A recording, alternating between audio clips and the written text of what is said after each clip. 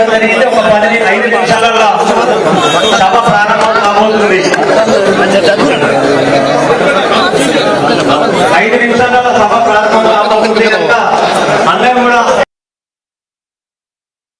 జరుపుతున్నాము. మన మాజీ మంత్రివర్యులు గారికి మరియు జిల్లా పార్టీ అధ్యక్షుడు స్వాగతం ఉస్మాబాద్ నాయకులకు అందరికీ మన ఎమ్మెల్సీ మన జిల్లా ఇన్ఛార్జి యాదవ్ గడ్డ